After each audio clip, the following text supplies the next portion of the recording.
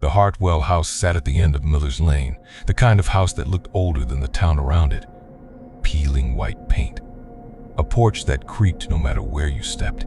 It had belonged to Daniel's grandmother, and after her funeral, Daniel and his 4 closest friends, Emily, Marcus, Priya, and Jonah, had come to spend the weekend clearing it out before it went up for sale. One more weekend, Daniel had said. Then it's someone else's problem. None of them believed that would turn out to be a lie in the worst possible way. It was Marcus who found it, buried under a stack of moth-eaten quilts in the attic. A wooden board, dark with age, the varnish cracked into 1,000 tiny lines like the surface of a dry lake bed. The letters were carved rather than painted, worn smooth by decades of fingertips. In the corner, barely visible, was a phrase none of them recognized. Not a game. Ouija boards always say something creepy like that, Priya said, laughing it off. It's marketing. Ghosts love branding. Emily turned it over in her hands. The wood was warm, not sun warm. Attics get hot, sure, but warm the way skin is warm. Warm like it had been held recently. She said nothing about it. She told herself it was nothing. They brought it downstairs that night. Marcus lit candles because Marcus always lit candles, and Jonah made a joke about needing a Ouija board to figure out who drank the last of the wine.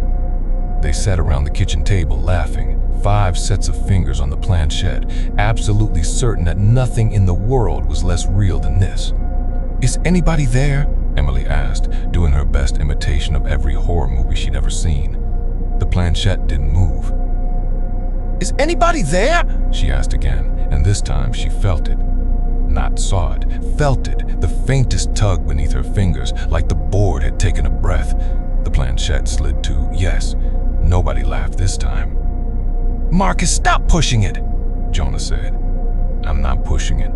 Somebody's pushing it. Nobody was pushing it. They asked more questions after that, stupid ones mostly, the kind you ask a Ouija board when you're 20-something and pretending you're not scared. Will I pass my exam? Who's my soulmate? Is Jonah going to get with that girl from the coffee shop? The board answered every question with the same phrase, spelled out letter by letter by letter, slow and deliberate, as if it were tired of being asked things that didn't matter. Youwillenderstandson. Okay, Priya said, standing up so fast her chair scraped the floor. That's not funny anymore. They tried to end the session the way you're supposed to, sliding the planchette to goodbye, but the planchette wouldn't move. 5 fingers pressed down on a piece of plastic the size of a teacup saucer, and it sat there like it was bolted to the table. It's just stuck, Marcus said, though his voice had lost its usual confidence. The wood is old. It's probably swollen. He picked the board up instead, walked it out to the fire pit in the backyard, and dropped it in with the leftover wood from the afternoon's cleanup. Emily doused it in lighter fluid. Daniel lit the match himself, and for a moment, watching the flames curl up around the ancient wood, all 5 of them felt the tension in their shoulders finally start to loosen. They laughed about it over dinner, told the story like it was already a funny memory. Emily even took a picture of the fire for Instagram, captioning it, "Burning our sins, one Ouija board at a time." At 12:04 a.m., Emily went to get a glass of water. The board was sitting on the kitchen table. Not a burned board, not scorched wood or ash, the exact same board they had watched turn to embers 3 hours earlier, whole and dry and warm to the touch, sitting in the center of the table where they'd first set it down. Emily didn't scream. She wanted to. What came out instead was a small, broken sound, like the air had been pushed out of her lungs by something standing on her chest. The others came running. Daniel touched the board's surface, half expecting his fingers to pass through some kind of illusion, a trick, a prank one of his friends was playing on the others. But it was solid, real, undeniable. And there, carved into the wood where there had been nothing before, where the surface had been smooth and empty an hour ago, were new words cut cleanly into the grain as if a blade had traced them while no one was looking. This is insane, Jonah said, backing away from the table. This is actually insane. Boards don't, wood doesn't just... Maybe someone's messing with us, Marcus said, though even as he said it, he didn't believe it. Nobody in that kitchen had left the room long enough to carve 26 shatters into solid oak. Nobody in that house owned a wood carving tool. And the fire. They had all watched the fire. Priya, always the practical one, suggested the obvious plan: leave. Get in the cars, drive back to the city, forget the house, forget the board, sell the property to whoever wanted it, and never think about Miller's Lane again. But it was almost 1 in the morning, and none of them wanted to drive the winding mountain road in the dark, jumpy and exhausted and half convinced they'd imagined the whole thing. They agreed to leave first thing in the morning. They agreed not to speak to the board again. They agreed, above all, that whatever the rules said, it was a stupid coincidence, a prank, a trick of exhaustion. They did not agree on who would sleep near the kitchen. Daniel took first watch, sitting at the table across from the board, staring at it like it might blink first. It never moved. It sat there in perfect stillness, its rule carved into its face like a verdict. At 2004:07 a.m., half asleep in the armchair by the window upstairs, Jonah began to hum a song stuck in his head. An old habit, something he'd done since childhood when he couldn't sleep. Somewhere between the humming and a dream, his lips pursed, and for 2, maybe 3 seconds, he whistled without even realizing it. Nobody noticed. Nobody was watching him. Downstairs, the board did not move. Nothing happened. No knock, no scream, no gust of wind. The house held its breath, and so did the night. And by the time the sun rose over Miller's Lane, all 5 of them were still there, tired but whole, laughing nervously over burnt coffee about how ridiculous the whole thing had seemed at 3 a.m. "See?" Priya said. "Nothing happened. It's wood and superstition." They should have left anyway. That was the mistake, not the whistling. Not yet. The mistake was staying one more night to prove. It was nothing. That evening, exhausted from a full day of cleaning out closets and hauling furniture, they ordered pizza and told themselves this would be their last night in the house regardless. Just one more. Just to finish the job. At 1:58 a.m., Marcus, who had been the one to find the board, who had laughed the loudest, who did not believe in anything he could not put his hands on, got up to use the bathroom. On his way back, passing the hallway window that looked out over the backyard, he caught himself whistling the tune stuck in his own head, low and absent-minded, the way people do when they think no one can hear. When they think no one can hear, he didn't even realize what he'd done until he was back in bed. At 2000 a.m. exactly, the dogs started. Every dog on Miller's Lane, and there were at least 6 houses on that stretch of road with dogs, began barking at precisely the same second. Not a chain reaction, not one dog setting off another. Simultaneous. A wall of sound rising up out of the dark like the whole street had been triggered by a single switch. And then, just as suddenly, silence. Total, absolute silence, the kind that presses against your eardrums. In the morning, Marcus's bed was empty. His shoes were still under it, laces tied exactly as he'd left them. He was gone. The police came. Of course the police came. 4 young adults reporting a 5th missing from a remote house with no sign of forced entry, no blood, no note, nothing but a pair of tied shoes under an empty bed. It was the kind of case that made experienced officers look tired before they'd even open their notebooks. Detective Alvarez was polite, thorough, and utterly unconvinced by anything the 4 of them said. They didn't tell her about the board. How could they? A wooden Ouija board burned itself back together and carved a rule into its surface, and now our friend is missing because he whistled, was not a sentence that led anywhere except a psychiatric hold. Instead, they told her Marcus must have left in the night, gone for a walk, gotten lost in the woods behind the property. Search teams combed the tree line for 2 days. They found nothing. No footprints leading away from the house, no signs of struggle, no trace of a 26-year-old man who had, as far as anyone could physically prove, simply stopped existing somewhere between 1058 and 6:30 a.m. People don't just vanish. Alvarez told them on the second day, more to herself than to the group. There's always a trace. Always. There wasn't one, not here. The 4 remaining friends, Daniel, Emily, Priya, and Jonah, sat in the kitchen that night with the board between them, no longer questioning whether it was real, only questioning what it wanted. "We have to get rid of it," Jonah said. "Properly this time. Not fire. Maybe, I don't know, dump it in the reservoir, bury it somewhere, throw it off a bridge. You think it'll just let us throw it away? Emily said quietly. She hadn't slept in 2 days. Her voice had the flat, careful tone of someone holding themselves together with tape and willpower. It came back from a fire, Jonah. It came back whole. So we don't burn it, we bury it, or we drop it in the lake. They tried both. Over the following 2 days, driven by a kind of desperate, methodical hope, they drove 40 minutes to Larkspur Reservoir at dawn and threw the board into the deepest part they could reach from the shore, watching it sink beneath the gray water without a splash louder than a dropped stone. When they returned to the house that evening, it was sitting on the kitchen table. They buried it 4 feet deep in the backyard, beneath the old oak tree, patting the earth down and marking the spot with a rock so they'd never accidentally dig there again. It was on the table before they'd finished washing the dirt off their hands. Rule 2, if you hear your name called before dawn, don't answer. That's okay. That one's actually straightforward, Daniel said, trying to sound steady. We just don't answer if someone calls our name. Simple. Define someone, Emily said. Nobody had an answer for that. They made a pact. No matter what they heard, no matter whose voice it was, no matter how real it sounded, they would not answer how real it sounded. They would not even acknowledge it. They would lie in their beds with their eyes shut and wait for morning.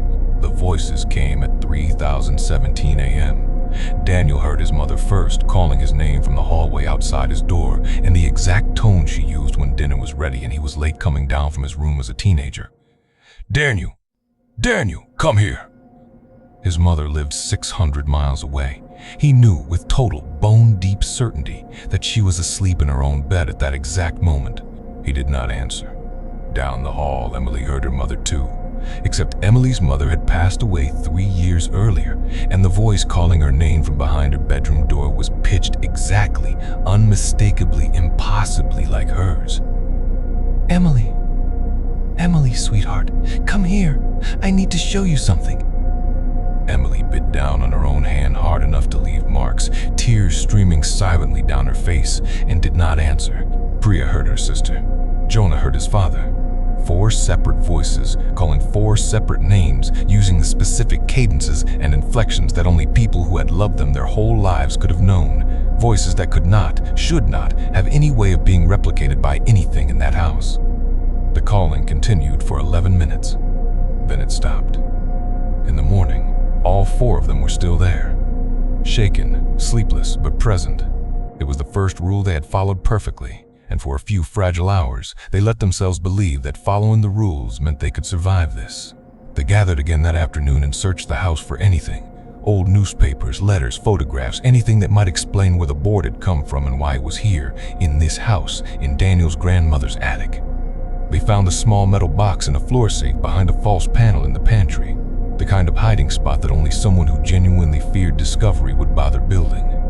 Inside were photographs, old, sepia-toned, decades old, of other families. Other groups of young people sitting around a familiar wooden board. On the back of one photograph, in handwriting that had faded to a pale brown, was written, "The Alcott family, 1962. 5 began, none finished." There was a second photograph. "The Renner family, 1978. 4 began, 1 remains." A third, "The Sotos, 1994. 6 began, none finished." Daniel's hands were shaking so badly he nearly dropped the box. "This house," he said slowly, "this isn't the first time. This has happened before, in this exact house." "Your grandmother," Emily said. "She lived here for 60 years. She had to have known." They found her diary that same night tucked behind a loose brick in the fireplace, the leather cover soft with age. Most of the entries were mundane. Grocery lists, weather complaints, notes about her garden. But one entry, dated decades earlier, made the whole kitchen go cold. "It came back again today," the entry read. "I thought burying it in the yard would be enough this time. I was wrong. I think it chooses the house." "Not the people. The people are only ever passing through."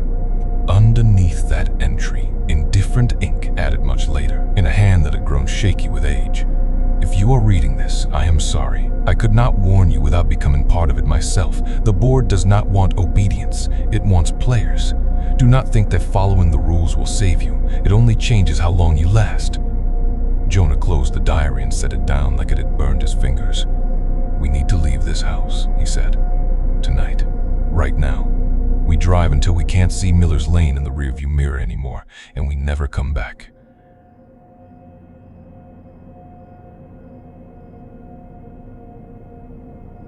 They packed their bags in 20 minutes flat. They loaded the cars in the dark, working fast, refusing to look at the kitchen table or the shape of the board sitting on it, illuminated by the porch light through the window. Daniel got behind the wheel, turned the key. The engine wouldn't start. Not a stutter, not a struggling turnover. Nothing. Complete silence from the ignition, as if the battery had never existed. Priya tried her car next. The same nothing. Jonah's car wouldn't even unlock, the key fob dead in his hand despite a fresh battery he'd replaced only a week earlier. They stood in the driveway in the dark, four exhausted, terrified young adults, staring at three cars that refused to move and a house behind them that refused to let them go, and understood, with a clarity that felt almost peaceful in its finality, that they were not leaving Miller's Lane until the board decided they could. They went back inside because there was nowhere else to go. That was when the house began to change. It started small. Priya went to get a glass of water from the kitchen and found herself instead standing in a narrow room she did not recognize. A sewing room, dust covered, with a single chair facing a window that looked out onto a yard that was not the Hartwell backyard. Different trees. A different fence line, a different wrong sky. She turned around and the door she'd walked through led back into the kitchen, exactly where it should have been. The house has more rooms than it should, she told the others, her voice unnervingly calm in the way people get when fear tips over into something quieter and stranger. I don't think it's rearranging things. I think it's showing us other houses, other times. Daniel didn't believe her until it happened to him. He went upstairs to check on Emily and found himself instead in a bedroom decorated in a style 30 years out of fashion, floral wallpaper peeling at the seams, a rotary phone on a nightstand ringing. He did not answer it. He remembered Rule 2, even here, even in a room that shouldn't exist, and he backed out through the door he'd come in and found himself once again in the upstairs hallway of the house he knew. The clock stopped that same night. Every clock in the house. The grandfather clock in the hall, the digital display on the microwave, all four of their phones, froze at 2013 a.m. and did not move again, no matter how many times they checked, no matter how many times Emily tapped her phone screen expecting the numbers to finally, mercifully change. Time isn't passing the way it should in here, Jonah said, or it's passing differently for the house than it is for us. They tried sleeping in shifts again, two awake while two rested, refusing to be caught alone. It didn't help. Priya woke Emily in the middle of the night, or what should have been the middle of the night, though there was no way to be sure anymore, and pointed silently at the wall of the room they were sitting in. Their shadows, cast by the single lamp they left burning, were not moving the way they should. Emily raised her arm. Her shadow on the wall stayed exactly where it was for nearly 2 full seconds before it caught up, jerking into position like a video buffering and finally loading. Priya's shadow, when she turned her head, kept looking straight ahead. Neither of them said anything about it. There was nothing left to say that wouldn't make it more real. The third rule appeared the next morning, carved fresh into the board surface where they'd left it. Untouched. Unwatched for the 6 hours they'd huddled together in the living room, too afraid to be near it. Rule 3, do not count the states. The Hardwell house had a staircase leading from the front hall to the second floor. 14 steps. Daniel had walked up and down them 1,000 times as a child visiting his grandmother, had known the number instinctively the way you know your own address. Why would counting them matter? Emily asked. None of them had an answer. None of them wanted to test it either, but avoiding counting something is a strange kind of impossible. The mind counts on its own, automatically, unbidden, the way you can't stop noticing a clock ticking once someone points it out. Jonah went up the stairs that afternoon to retrieve a jacket from the room he'd been using. He wasn't trying to count. He told the others afterward that he wasn't trying to count, that his mind had simply, absently, ticked off the numbers the way it always did on any staircase, 1, 2, 3, out of habit and nothing more. He reached 14 and kept climbing. 15, 16, 17. The staircase, which should have ended at the second floor landing after 14 steps, kept going. He told them later that the walls around him had changed too, the familiar floral wallpaper of his grandmother's stairwell giving way to bare, water-stained plaster, then to something that looked disturbingly like exposed rock, like he was descending into a tunnel rather than climbing toward a bedroom. He stopped counting at 23, forced himself to stop, closed his eyes and put a hand on the wall and simply walked forward, refusing to acknowledge the numbers his mind kept trying to supply. When he opened his eyes, he was standing on the second floor landing, 14 steps behind him. The wallpaper familiar and unchanged. He did not go near the stairs again unless absolutely necessary, and when he did, he hummed to himself the entire way, drowning out the part of his brain that wanted so badly to count. That night, the fourth night since Marcus disappeared, though none of them were entirely sure the days were still lining up correctly, the fourth rule appeared. Rule 4? If the board writes only one sentence, someone is already lost. They stared at it for a long time before anyone spoke. "That's not a rule," Priya finally said. "That's a warning." "Maybe it's both," Emily said. "Maybe that's the point. It's telling us there's a rule we don't get to see coming." They didn't sleep after that. They sat together in the living room, all three of them, Daniel, Emily, and Priya, with Jonah keeping watch by the stairs out of a fear he couldn't quite explain, and waited to see if the 9th night, whenever it arrived, would bring the sentence the board had warned them about. 2 nights later, it did. The board offered no rule that night.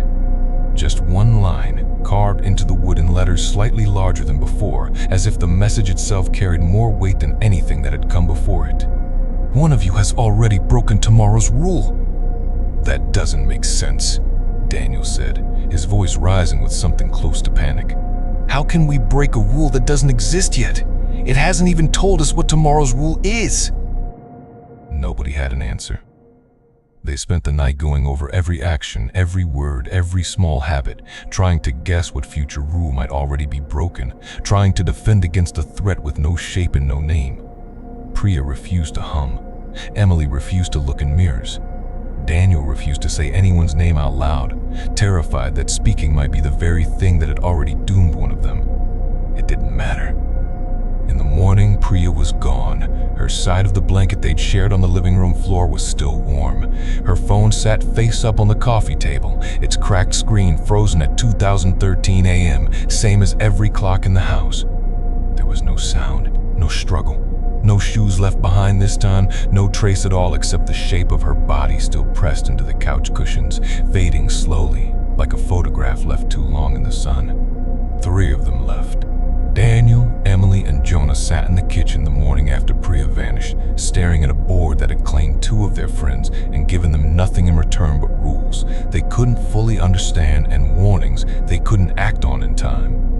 "We need to know what this thing actually is," Emily said. "Not guesses, not superstition. The truth. Your grandmother knew something. She wrote that it chooses the house, that it chooses the house, that it's happened before." 3 of them left. Daniel, Emily, and Jonah sat in the kitchen the morning after Priya vanished, staring at a board that had claimed 2 of their friends and given them nothing in return but rules they couldn't fully understand and warnings they couldn't act on in time. "We need to know what this thing actually is," Emily said. "Not guesses, not superstition. The truth. Your grandmother knew something. She wrote that it chooses the house, that it chooses the house, that it's happened before." They spent the day tearing the house apart in a way that felt less like searching and more like an exorcism of information. Pulling up floorboards, emptying every drawer, reading every scrap of paper they could find. In the study, behind a bookshelf that swung outward on a hidden hinge Daniel hadn't known existed, they found a room that had been sealed for decades. Dust so thick it had become its own kind of carpet. A writing desk. Dozens of journals, spanning generations, each one belonging to a different owner of the house going back over 100 years. The story they pieced together reading late into the night by flashlight because the house's electricity had begun flickering unpredictably since Priya's disappearance was this: the board had not been made. It had been found by the very first family to live in the house sometime in the 1890s, buried beneath the foundation during construction, wrapped in cloth that had disintegrated the moment it touched open air. That family had tried to burn it, just as the Hartwell friends had. It came back. They tried to leave the house. They couldn't. Over the following weeks, one by one, they disappeared until only a single child remained, a girl no older than 7 who was found by neighbors sitting calmly at the kitchen table with the board in front of her, entirely unharmed. She grew up in that house, married, had children of her own, and for the rest of her long life she never spoke a single word about what had happened to her family, except for the entry she left behind in a journal that the 3 remaining friends now held with trembling hands. "It does not want us dead," one entry read, dated nearly 70 years ago. "I understand that now. It wants us to play. It has always wanted someone to play, all the way to the end, because it has never once been allowed to finish. Every family that came before mine broke the game too early, by leaving, by dying, by giving up, and each time it had to start again from rule 1 with whoever came next. I believe it has been playing the same game over and over for longer than this house has existed. I believe the rules do not change because it does not want to change them. It only wants, finally, to reach the end." "The end of what?" Jonah asked, staring at the page as though the words might rearrange themselves into something less horrifying. The next entry answered him in a way none of them were prepared for. "There are always 2 rules left uncounted by the players because the board never reveals them until the very end. The second to last rule and the final rule together form the true purpose of the game, not survival, but choice. I do not know the words of that final rule myself. I never let the game reach that point.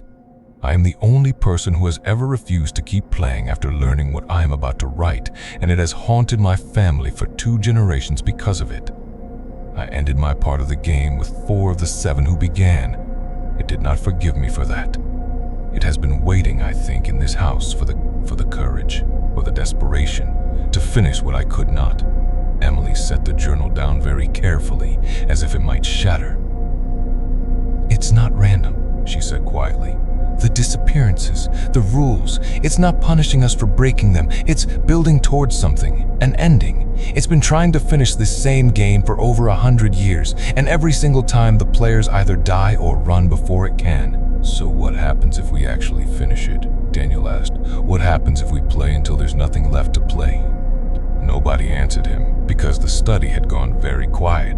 The flickering lights had steadied into a low, constant hum, and from the kitchen, from a room none of them had entered in over an hour, they heard the unmistakable, deliberate sound of a hand dragging a wooden planchette across a wooden board, spelling out a message with no one there to move it. They found it when they returned to the kitchen. A single new rule, larger than any that had come before, carved so deep into the wood that splinters had curled up along the edges of each letter like the board itself had strained to produce it. "Rule 5, second to last. Tomorrow night, only 2 of you may remain in this house. The 3rd must leave, or the game ends for all." "Leave how?" Jonah said, his voice cracking. "Leave to where? The cars don't even start." Nobody had to say it out loud. All 3 of them understood, in the sick, sinking way you understand something you've been avoiding since the very first disappearance, exactly what leave meant in a house that did not let anyone walk out the front door and drive away. They did not sleep that night. They sat together at the kitchen table, the board between them, none of them willing to look directly at it, none of them willing to look away for too long either. "Maybe it doesn't mean what we think it means," Emily said, though her voice carried no real conviction. "Maybe leaves just means leave the room. Go somewhere else in the house." "You don't believe that," Daniel said. It wasn't an accusation, just an accusation, just an exhausted, flat statement of fact. She didn't answer because she didn't. They talked, as the hours crawled by, about everything except the thing they most needed to talk about: childhood memories, old jokes. The kind of easy, meandering conversation that people have when they are trying very hard not to think about the shape of what's coming. At some point, without any of them quite deciding to, the conversation circled back to Marcus and Priya, and the strange mercy of not knowing exactly what had happened to them, whether it had hurt, whether they'd been afraid, whether there had been anything left of them to be afraid with. "I keep thinking," Jonah said quietly, staring at his own hands, "that maybe the reason the board never shows us what happens, no blood, no bodies, nothing, is because it's not killing us." "Not exactly. Maybe it's just taking us somewhere. Into the game itself. Maybe Marcus and Priya are still out there, somewhere in whatever this house actually is, waiting for the rest of us." "Does that make it better or worse?" Emily asked. "Nobody could say Strashly is." At 11:58 p.m., 2 minutes before the deadline the rule had implied without ever explicitly stating, the board's surface began to glow faintly along the carved letters of Rule 5, a dim amber light bleeding up from within the wood grain itself, as if something inside it had finally woken all the way up. "We have to decide," Daniel said. "Now, before midnight." And this was the moment. The one none of them had let themselves think about directly, though it had been sitting underneath every conversation since the rule appeared, where the truth of the game revealed itself at last. Jonah stood up first. "I'll go," he said, and his voice for the first time in days was steady. "I found the board with Marcus. I laughed the loudest that first night. If this thing wants a player who's been part of this from the very beginning, it should be me, not either of you." "Jonah," Emily started. "I mean it," he said. "I've been thinking about this all night, and I think I understand something the two of you don't want to say out loud yet." "This isn't a rule that ends in death. Your grandmother's journal said it, Daniel. It wants players. It wants someone to finish the game with it. Maybe going isn't dying. Maybe it's just going first." He walked toward the board, and as his hand touched its surface, something happened that none of them had anticipated. The amber glow along Rule 5 brightened, then spread, racing across the wood's surface until it illuminated a section that had been blank moments before. A section that had not existed on the board until this exact instant, as though the final piece of the game had been waiting, quite literally, for a volunteer. New letters burned themselves into the wood, glowing rather than carved, and this time all three of them read the words together in the same breath. "Rule 6, final. The one who chooses to stay behind has been playing me since the first night." "Look at who give the rules." Emily's blood went cold before her mind had even finished processing the sentence. She looked at Daniel. Daniel looked at Jonah. "And Jonah?" Jonah, who had just offered himself so calmly, so certainly, as though he had already known exactly what would happen, was smiling. Not cruelly, not even unkindly. It was the tired, almost relieved smile of someone who has been carrying an enormous weight for a very long time and has finally been allowed to set it down. "You should have noticed sooner," he said, and his voice had changed. Not louder, not distorted, just subtly wrong, carrying the faintest echo of something underneath it, as if two voices were speaking at once, one just a half second behind the other. "Every rule that appeared, I was the one who found the room empty first. I was the one who suggested we keep playing instead of leaving on the very first night, Emily. Do you remember that? I was the one who said we should wait until morning. I was the one who told Marcus not to worry about the whistling before he even knew there was a rule against it. I've been feeding this house player since before any of you were born into this story. I did it to my brother 6 years ago in a different house with a different board. I didn't even remember doing it until the game brought me back to do it again." "That's not true," Daniel said, though his voice had no strength behind the words. "You're one of us. You've been scared this whole time, just like we have." "I have been scared," Jonah, or whatever wore Jonah's face and spoke with Jonah's voice, said. "That part was real. It's always real, for a while. It has to be, or the game wouldn't work. Fear is what makes people believable players. But fear fades eventually, and underneath it there's just this, what I am now, what I've always been, underneath the part of me that got to be a person for a little while." The lights in the kitchen died completely. In the sudden dark, lit only by the amber glow of the board, Emily grabbed Daniel's hand, and neither of them let go. The choice was never yours to make. The thing that had been, Jonah said gently, almost kindly, as the glow of the board began to pulse in slow, patient rhythm like a held breath. It was always going to be me who stayed. I only needed the two of you to reach the end believing you had a choice, because that belief is the last ingredient the game needs. Fear isn't enough on its own. It needs hope too. It needs you to think you could have saved each other. What happens now? Emily whispered. The thing smiled, and for just a moment, in the dim amber light, its shadow on the wall behind it did not match its shape at all. Taller, wrong-angled, many-limbed in a way that made Emily's mind recoil from looking directly at it. Now the game finishes, it said, for the first time in 130 years, and you two get to leave. That was always true, you know. The ones who never choose to give themselves willingly, the ones who make it all the way to the final rule together, still holding on to each other. Those are the ones who get to walk out the front door in the morning and never think about this house again. Not because you won, because I finally get what I've always wanted, and generous winners let the losers go home. The front door, when Daniel tried it at dawn, opened without resistance for the first time in 9 days. Sunlight spilled into the hallway, ordinary and warm and almost unbearably normal. His car started on the first try. They did not go back inside for their things. They did not look back at the house as they drove away, though Emily, in the passenger seat, caught one final glimpse in the side mirror. The front door of the Hartwell house standing open behind them, and framed within it, quite still, quite patient, a dark silhouette that was not quite the right shape to be a person, watching them go. Neither of them ever spoke about what happened in that house to anyone who would believe them.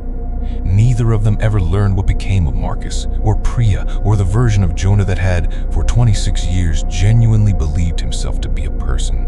3 months later, a young couple looking for a fixer-upper toured the old Hartwell property with a local realtor, charmed by its low price and its wraparound porch.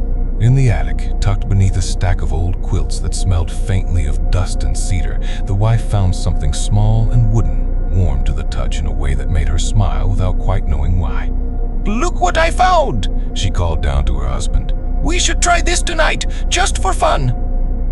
Somewhere in the walls of the house, something that had waited 130 years for exactly this moment settled in to wait a little longer, patient as it had always been, certain as it had every single time before. That this, finally, might be the group that let it finish the game all the way to the end.